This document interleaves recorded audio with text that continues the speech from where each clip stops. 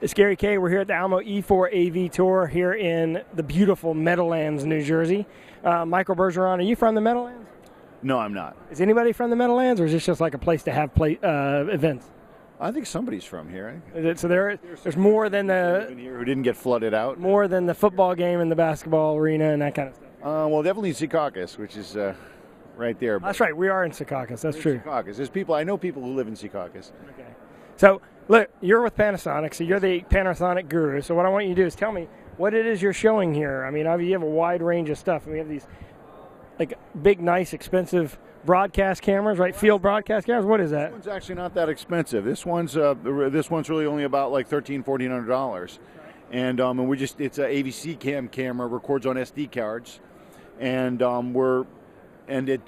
we've gone to a larger form factor because a lot of people want that for stability and also to be taken more seriously. If you're doing a news gathering, you walk in with a little camera, or even if you go into do a wedding or something, you don't want to look like you have the same camcorder as everybody else. So this is $1,400. It's native 1080p, or what's the resolution? Oh, yeah, native 1080p. It'll also shoot 720.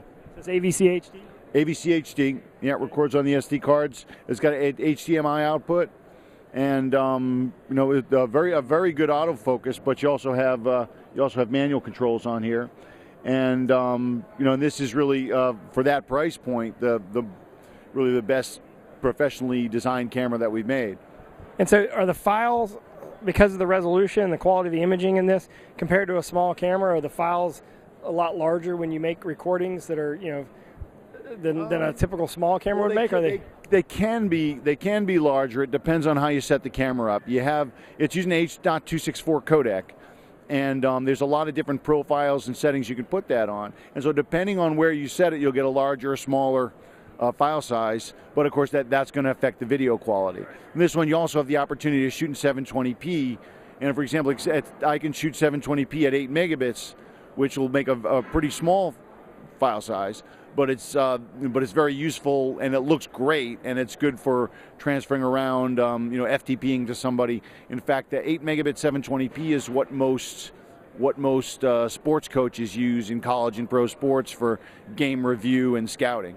Okay, so then we move on here. You've got your touchscreen, or your tablet, I should say pen touch. Yeah, this is this is a plasma screen, and because plasmas give off infrared in addition to the visible light. This senses that infrared, and it knows exactly which pixel you're on. So it's a pixel accurate and low latency, and you can get a fine line on this and write as precisely as you can with a pencil. And there's a lot of touch screens out there that you can get, and actually it's possible to put a touch screen overlay on this as an option, but you always have to calibrate them. You always have to set this up. You turn it on, it's ready to go, just like a mouse. Anytime you go, and any of the plasmas that we're selling right now have the ability to work with this pen. And what sizes does this come in? This goes all the way up to 103 inches. Wow, so a 103-inch pen touch display. Yeah. How much does something like that cost? Oh, let's see. I'm not sure what the 103. I'm not sure on the price on that. Like $3,000, $4,000. Maybe a little more than that. A little more than that. All right. So then we come up here and we step up a little bit in quality with these cameras. Obviously, clearly are a little higher quality. You have a lot more adjustments on them. Oh yeah. I mean, it's really about the professional inputs and outputs and features on here. For this, again, is a fixed lens camera, which allows us to get a lot of quality into a small package and to keep the price down. And then this is a removable lens camera, which of course it makes it. You have to pay more attention to the quality of the lens because it has to be able to fit onto any camera. There's all kinds of things we can do to match this lens to the imager and correct for any flaws and get that and actually we got an Emmy for that. But this one has just about all the ins and outs that you want. So if you want to do a sync input, or you want to have a time code input, or you want to get HDSDI out for a switcher, or you want to send a return video or a tally or things like that into this camera has all those professional connections. And this one actually, for a camera of this form factor, it has most of those on there. In fact, this one for a palm type camera, this really is one of the only ones in the industry that supports a full a full remote control panel, which is the same one that we use on the big cameras. All right, and then obviously you have your editing decks. Switchers, you're switching. This is all for live. Actually, this is for live. Yeah, this is where we've been getting the most interest in this particular show, because more and more staging is using more and more pro. So this is all really for live events. Yeah. I mean, this stuff comes from what we've been making for broadcasters and others for years. But the growth of this gear moving into things like house of worship and conference rooms, where they can get to a full-blown, where the price points are getting to the point where they can do a full-blown live production that they couldn't have thought about before. You couple that with the fact more professional. Yeah, and you couple that with the fact that they could just do a web stream of it. They don't need to have a channel. That you're seeing many more people doing that. But also you've got a lot of the staging applications for plays and concerts and things like that, are adding more things to iMag and really doing a full produced shows on scoreboards, things like that. That's been a growing business for us in a lot of ways, and in this show in particular, there's been a lot of interest in these products. Okay, and let's see, and then we move over here to the projectors, right? And you've got a short throw projector there that's pretty impressive, because that looks like about 110-inch diagonal, maybe 100-inch diagonal, being thrown from about a foot away. And it's the same, and it's not a whole different projector. We just have this lens for it, which is kind of a revolution. A special short throw lens that you mount. Yeah, exactly. And that short throw lens allows you to put the screen right above the projector, so I don't have to do a rear projection or a back projection or use a mirror behind the projector. I can just put it right in front of it, and just with a few feet away from the surface, I can show that without any distortion. So the sign here says 20,000 hour, no filter, no lamp. Well, that's LED base. This is the LED laser projector. This is a projector that has no lamp. There's no bulb in this projector, and so that means a few things. First of all, you don't have to change the bulb.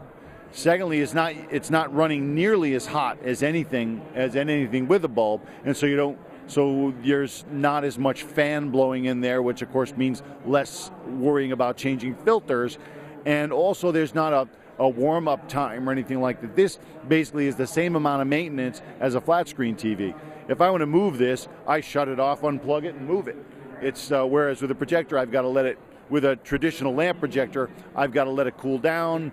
I've got to get in there, get it up to speed, and before I can even lift it sometimes, get oven mitts or something, and then move it. But this just allows you to treat a projector like you would a flat screen.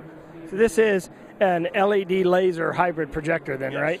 Yes. And this is the PT-RW330, yes, what is the output, ANSI level output and resolution of it? Oh, I'm not sure. So I have to look that up. But ultimately, this is a WXGA projector, so that means it'd be 1280 by 800. But we don't know the brightness, but you can look it up online. But the whole point of you showing this is the fact that it has the lampless technology, the LED hybrid laser technology, and your cost of ownership. A lot of it has to do with maintaining these projectors, and if we can remove that. That we're reducing the cost of ownership on this projector quite a bit. And this projector, I believe, this is where you start getting into the projectors that have the HD-based T input as well, don't they? Yes, HD-based T, and this box is also a converter to help us use HD-based T. What HD-based T allows us to do is to just basically use Cat6 cable or Cat5 cable to get the video over long ranges and get full quality. So it's not like compressed, right? It's not like streaming video where there's a whole lot of latency, and it's not like your professional broadcast type video where it can be very expensive for HDSDI, and even then you're kind of limited by cable runs there. Right. So yeah, and this has a direct input, so you don't, as long as you got HD-based T coming in, you don't have to convert it or anything like that. Right. Well, direct input on this side. Yeah. So that's converted on this side. Right. You convert on the other end if it's not already HD-based T. So if they're already using a Crestron or AMX or Extron switcher. Crestron, you're good to go. Yeah. All right. Good. Well, look, you can find out more information on this at Panasonic.com. and go to the professional group, obviously. And we're going to head on to the next booth. Thank you very much, Michael. I appreciate it.